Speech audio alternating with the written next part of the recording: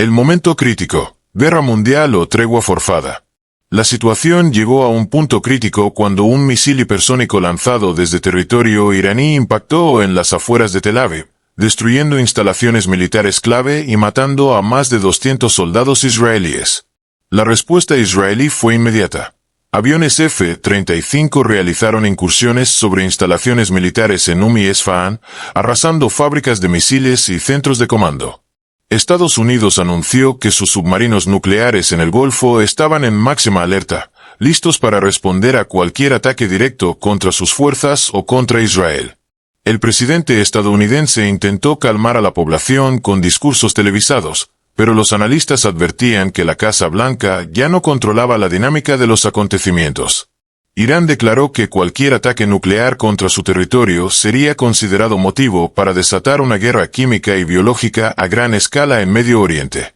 Arabia Saudita logró mediar un frágil canal diplomático con Irán por vía indirecta a través de Omán y Qatar, buscando evitar una catástrofe mayor.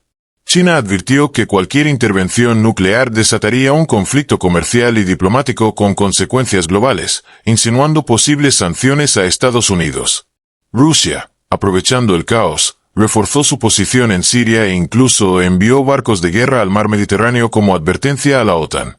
Hezbollah intensificó sus ataques sobre Israel, pero enfrentaba un creciente rechazo entre parte de la población libanesa, que ya estaba harta de las consecuencias de la guerra.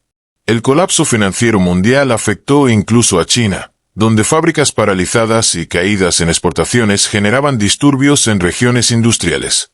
En Europa, los gobiernos comenzaron a imponer racionamiento de combustible, cortes eléctricos programados y toques de queda nocturnos ante el descontento popular.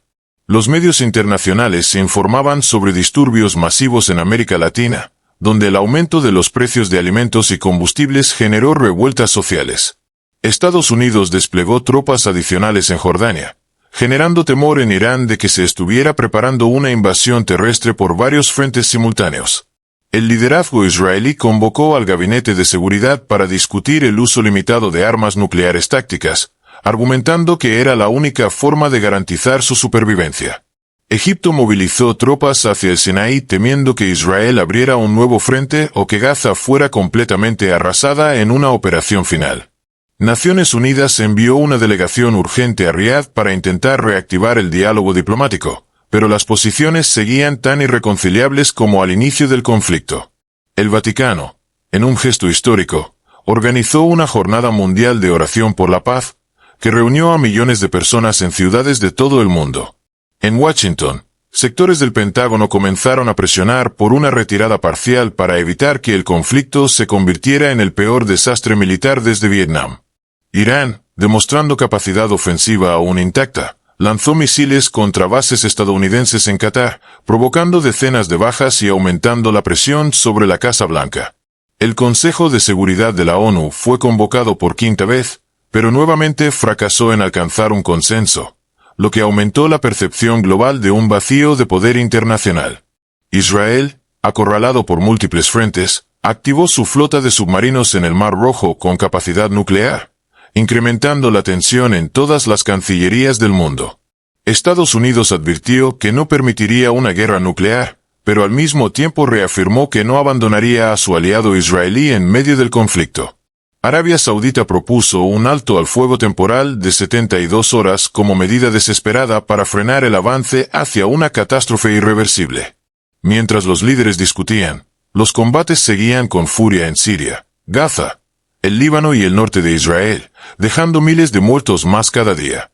El mundo estaba suspendido en un hilo frágil, al borde de la guerra total, pero con la débil esperanza de que aún existiera una salida diplomática para evitar el fin de la civilización moderna.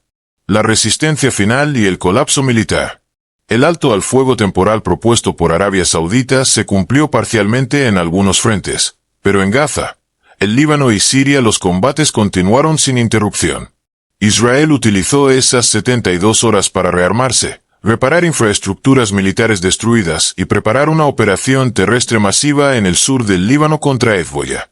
Irán, lejos de detener sus operaciones, utilizó el tiempo para trasladar parte de su arsenal de misiles a nuevas ubicaciones subterráneas en la provincia de Kermán y cerca de la frontera afgana. Hezbollah reforzó sus posiciones en el sur del Líbano con miles de combatientes nuevos provenientes de Irak y Siria, preparados para librar una guerra de desgaste prolongada. Mientras tanto, las bases estadounidenses en Irak, Siria y Qatar sufrían constantes hostigamientos de drones suicidas iraníes, causando pérdidas materiales y humanas considerables. Las ciudades israelíes seguían siendo objetivo de oleadas de misiles, a pesar de los esfuerzos de la cúpula de hierro, que ya estaba funcionando al límite de su capacidad. Arabia Saudita reforzó sus defensas aéreas, pero no logró evitar ataques puntuales contra sus refinerías, lo que mantuvo paralizadas sus exportaciones energéticas. En Washington, los debates internos entre halcones y palomas se intensificaron, con algunos generales pidiendo ataques preventivos sobre instalaciones militares iraníes dentro del territorio persa. La presión internacional para un cese del fuego definitivo creció, pero ninguna de las partes estaba dispuesta a retirarse sin asegurar alguna victoria estratégica que justificara los costos sufridos. Hezbollah utilizó misiles guiados antitanque contra columnas de blindados israelíes en el sur del Líbano, provocando una de las mayores derrotas terrestres israelíes desde 1948. Las imágenes de tanques destruidos y soldados israelíes capturados circulaban por redes sociales iraníes, lo que elevó el fervor patriótico dentro de Irán. La economía global continuaba derrumbándose. Europa entró oficialmente en recesión, Estados Unidos enfrentaba inflación desbordada, y en América Latina comenzaron saqueos por escasez de alimentos. China paralizó exportaciones tecnológicas clave a Estados Unidos como medida de presión, complicando aún más la crisis económica mundial. Rusia redobló su apoyo logístico a Irán, suministrando radares, sistemas antimisiles S-400 y tecnología de guerra electrónica, lo que complicó las operaciones aéreas israelíes y estadounidenses.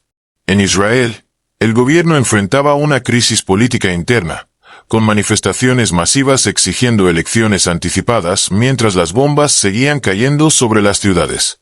Egipto, preocupado por una posible invasión israelí a Gaza, reforzó sus fronteras y lanzó advertencias diplomáticas a Tel Aviv, elevando el riesgo de una guerra regional aún mayor. Naciones Unidas envió convoys humanitarios a Gaza, pero muchos de ellos fueron interceptados o destruidos por ataques aéreos o combates terrestres. Irán, sintiendo que por primera vez tenía la ventaja militar, amenazó públicamente con extender la guerra si Israel no cesaba sus ataques contra Gaza y el sur del Líbano. Estados Unidos comenzó a preparar planes de contingencia para evacuar ciudadanos estadounidenses de Jordania, Líbano y partes del Golfo Pérsico. Las Fuerzas Armadas israelíes lanzaron la Operación Espada de Jerusalén, una ofensiva total sobre Gaza y el sur del Líbano que buscaba eliminar definitivamente a Hamas y Hezbollah. El ataque aéreo sobre Beirut destruyó gran parte de los barrios controlados por Hezbollah, causando miles de muertos civiles y generando condenas masivas en Europa y el mundo árabe. Irán respondió lanzando más de 200 misiles balísticos contra bases estadounidenses en Irak y Siria, convirtiendo esas zonas en campos de batalla permanentes. Las potencias occidentales intentaron desesperadamente reactivar los canales diplomáticos en Viena, pero Irán se negaba a cualquier acuerdo si Israel no cesaba su ofensiva. La situación humanitaria alcanzó niveles catastróficos, ciudades enteras sin electricidad, hospitales saturados, millones de desplazados y epidemias comenzando a propagarse. La guerra estaba entrando en una fase de agotamiento mutuo. Ninguna de las partes lograba la victoria definitiva, pero todas estaban destruidas política, económica y militarmente. El colapso político y la anarquía global. El colapso de los sistemas económicos y políticos fue tan grave que países tradicionalmente estables comenzaron a tambalearse bajo la presión interna de sus poblaciones. En Europa, varios gobiernos enfrentaron crisis parlamentarias por no poder controlar los precios de la energía ni asegurar el abastecimiento básico de alimentos. En América Latina, la crisis mundial de combustibles generó revueltas sociales generalizadas, con saqueos masivos en supermercados, estaciones de servicio y edificios gubernamentales. Estados Unidos, mientras mantenía su participación militar en Medio Oriente, comenzó a haber estallidos de violencia interna en varias ciudades debido al colapso económico. Sectores del Congreso estadounidense pidieron una retirada inmediata, mientras el lobby pro-israelí presionaba para continuar la guerra hasta destruir totalmente a Irán. El sistema financiero internacional entró en suspensión. Wall Street, Londres y Frankfurt cerraron operaciones por tiempo indefinido mientras los bancos limitaban el acceso a depósitos. Rusia aprovechó el caos para consolidar su control sobre partes de Ucrania y enviar más armamento avanzado a Irán, usando el conflicto para debilitar la influencia estadounidense en Eurasia. China lanzó una nueva iniciativa diplomática paralela, proponiendo la creación de un nuevo orden internacional fuera del control del dólar estadounidense.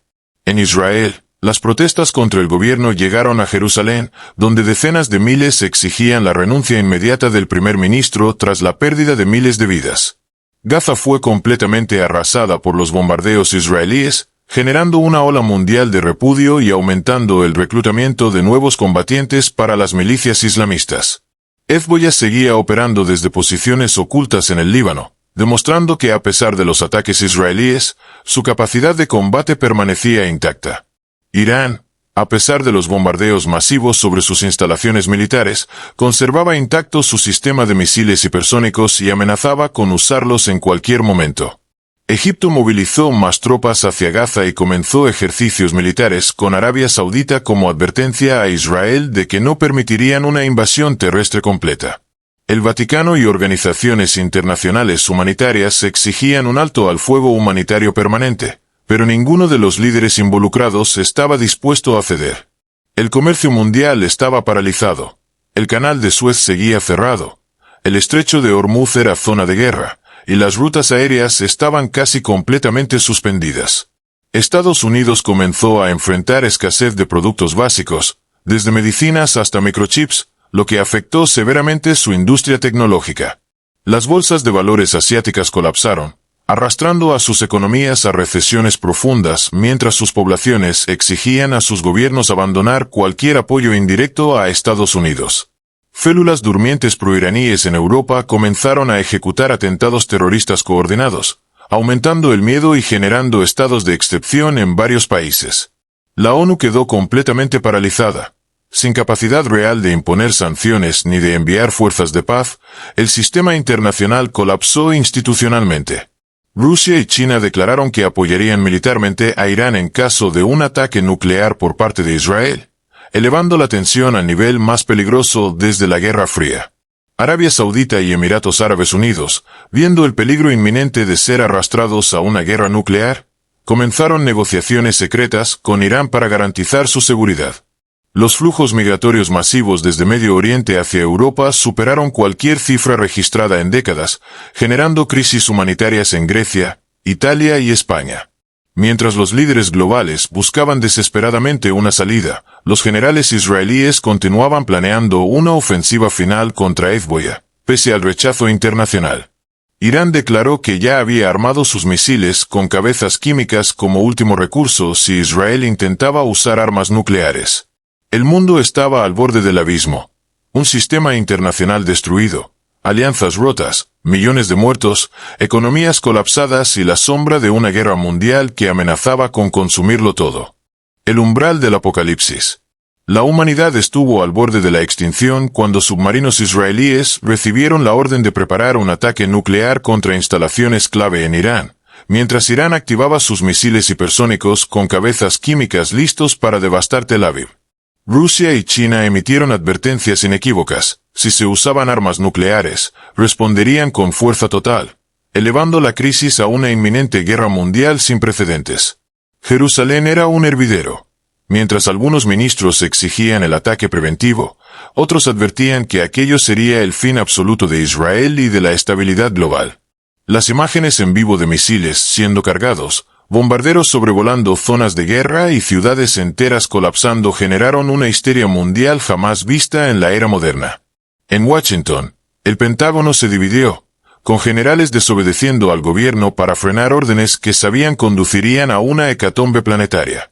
En medio del caos, Hezbollah lanzó el ataque más mortífero hasta ese momento sobre Tel Aviv, matando a cientos y empujando a Israel a una decisión límite. Fue entonces cuando un grupo de altos mandos israelíes, desobedeciendo órdenes directas, canceló en el último segundo el lanzamiento nuclear para evitar el colapso total del país y del mundo. Con el apocalipsis detenido por centímetros, Arabia Saudita, Rusia, China y Egipto forzaron una conferencia de paz provisional en el Cairo para congelar el conflicto antes del desastre definitivo. El frágil acuerdo no resolvió el odio, no trajo justicia ni paz real, pero logró detener el infierno absoluto, dejando al mundo en ruinas económicas, sociales y morales.